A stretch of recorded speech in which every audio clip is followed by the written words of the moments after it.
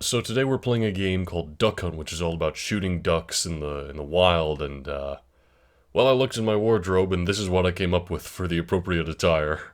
Well, today we're just going up north to Ely's Peak, shooting some wild ducks. Having a grand old time. Oh, and once it's all over, I'm gonna take about 20 minutes to say goodbye to you.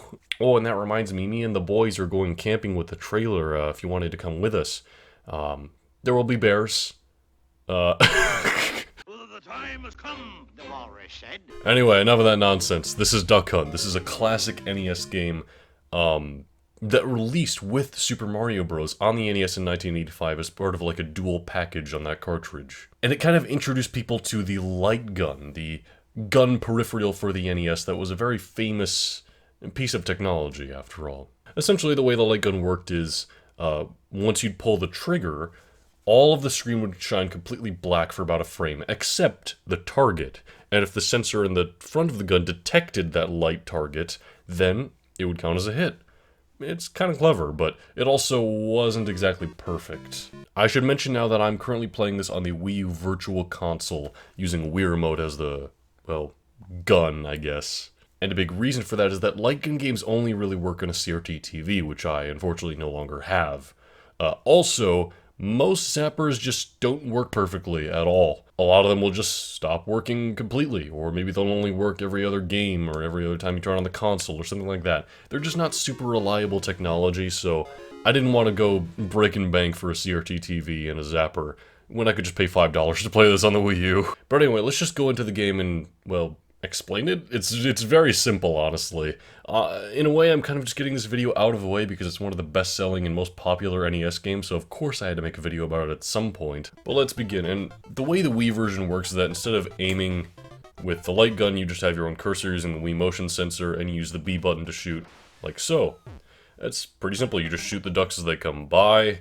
You have 3 shots to get them in the bottom corner there for each duck. It kind of reloads after each one. And it's honestly pretty easy, although I think it gets harder with each stage.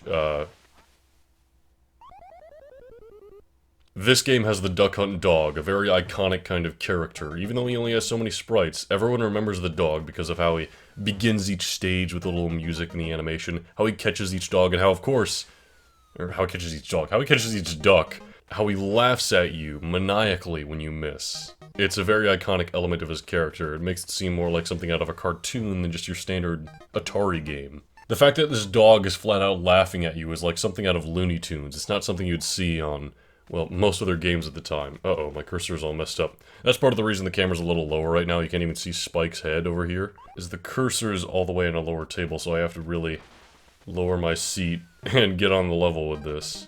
But yeah, there's multiple rounds. It gets harder and harder each time. I think there's a certain point where multiple ducks will start to go, and you're expected to get both of them.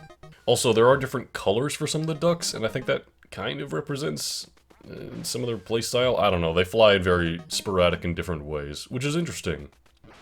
Now, this is of course not the only Zapper game. There are other classics like Wild Gunman, for example, in Hogan's Alley, but they're not exactly as important or as iconic as this. This really just kind of introduces the concept, and it shows everything the light gun was capable of for the time.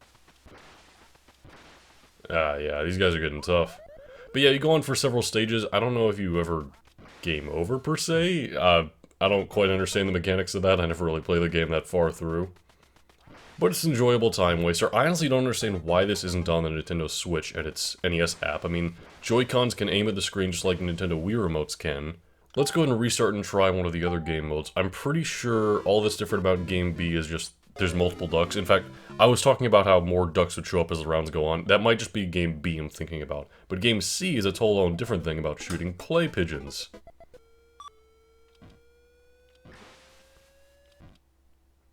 So yeah, you just gotta shoot these as they go. The sprites are actually fairly well animated, honestly. And, this kind of takes away the whole point of you saying pull, when they throw the clay pigeons like that. Instead, they're just kind of thrown suddenly. You don't really get a say in it.